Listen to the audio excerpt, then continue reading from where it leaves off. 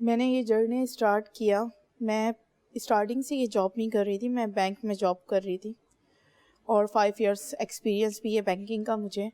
لیکن جب single mother ہوئی تو میرے اوپر ایک بچے کی ذمہ داری تھی اور اس ذمہ داری کو مجھے بھرپور طریقے سے نبھانا تھا، اور مجھے ایک ایسی جاب کی ضرورت تھی جو کہ فلیکسیبل ہو اور اس جاب کے دوران میں اپنے بچے کو بھی ٹائم دے سکوں. ابھی بھی میں جاب کر رہی ہوں، کنٹینیو ہے، لیکن اس جاب کا مجھے یہ فائدہ ہے، فوڈ ڈیلیوری سروس جو میں جاب کر رہی ہوں، فوڈ ڈیلیوری رائڈر کے طور پہ. اس جاب کے دوران میں اپنے بچے کو ٹائم دیتی ہوں.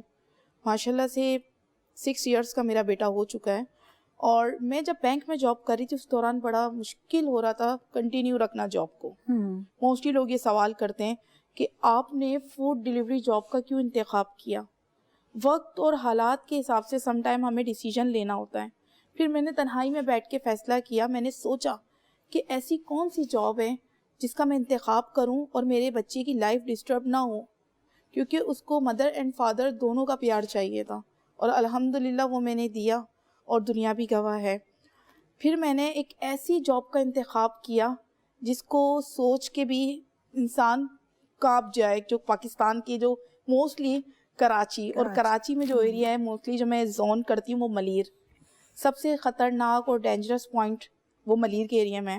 میں یہ فوڈ ڈیلیوری کی جاب کر رہی ہوں، اور اس جاب کے دوران میں بچے کو school pick and drop service بھی دے رہی ہوں. اور ہے تو بہت ٹف ترین جاب، یہ جاب فیمیلز کے حساب سے نہیں ہے، لیکن چونکہ جیسا کہ میں نے ابھی آپ کو مینشن کیا کہ فلیکسیبل جاب ہونے کے حساب سے میں یہ جاب کر رہی ہوں تاکہ میری اور میرے بچے کی لائف ڈسٹرب نہ ہو. ٹھیک ہے، آپ نے انتخاب کیا، لیکن کتنی ہنڈرنسز، کتنی مشکلات، کتنی پرابلمس فیس بھی کرنی ہوتی ہوں گی. بہت زیادہ، میں آپ کو بیان نہیں کر سکتی. آپ کا جو شو ہے وہ ایک لمیٹڈ ٹائم کے لیے ہے، لیکن جو میری لائف میں ہرڈلس آئی ہیں کہ سم ٹائم میں آرڈر ڈیلیور کرنے گئی، راستے میں اسٹارٹنگ کا جو مطلب مجھے تقریباً 4.5 سال کا عرصہ ہو گیا، اور اس میں جو پہلا جو سال تھا اس پہلے سال میں تو مجھے اپنی ایک امیج بنانے میں گزرا، اور اس دوران راستے میں ٹریفک اور یہ لوگوں نے بڑی مطلب مجھے پریشان کیا، مجھے تنگ کیا، مجھ پہ آوازیں بھی کسی گئیں. اب وہی لوگ میری رسپیکٹ کرتے ہیں، لیکن اسٹارٹنگ میں ایون کہ جب کسی بلڈنگ میں آرڈر دینے گئی ہوں تو ایک جگہ لفٹ خراب تھی، اور میں نے جیسے ہی وہ کھولا اور لائٹ گئی ہوئی تھی، میں بہت بری طریقے سے گرتے گرتے وہاں پہ بچی ہوں. مطلب موت کے منہ میں جاتے جاتے میں بچی ہوں. میں نے اپنے آپ کو بڑی مشکل سے سنبھالا، اور اس طریقے کی کافی مشکلات آئیں. ایکسیڈنٹ ہوئے میرے، ایکسیڈنٹ بھی ہوئے؟ بہت برے میرے ایکسیڈنٹ ہوئے اس جاب کے دوران. اوہ مائی گاڈ. پھر اس کو کیسے آپ نے اوور کم کیسے کیا، کس طرح سے سنبھالا؟ ہاسپٹل تک میں آپ کو حیرت ہوگی میری بات سن کے کہ فوڈ ڈیلیوری سروس کے دوران، چونکہ میں late night delivery service rider بھی ہوں، یعنی کہ ہماری کمپنی میں جب آرڈر وہ لوگ دے رہے ہوتے ہیں، اسائن ہو رہے ہوتے ہیں، تو اس دوران ایون کہ کوئی رائڈر اگر آرڈر اپنا ایکسیپٹ نہیں کر رہا ہوتا ڈینجرس پوائنٹ کی وجہ سے، تو وہ کمپنی مجھے دے دیتی ہے وہ آرڈر. مطلب الحمدللہ ان کے لیے مشکل ہوتا ہے، لیکن آپ کے لیے وہ آپ اس چیلنجز کو آپ فیس کر رہی ہوتی ہیں. بالکل اسپیشلی جس طرح آج کل سحری اور افطاری کے لیے، تو آپ اس وقت بھی ویری امپورٹنٹ کویسچن.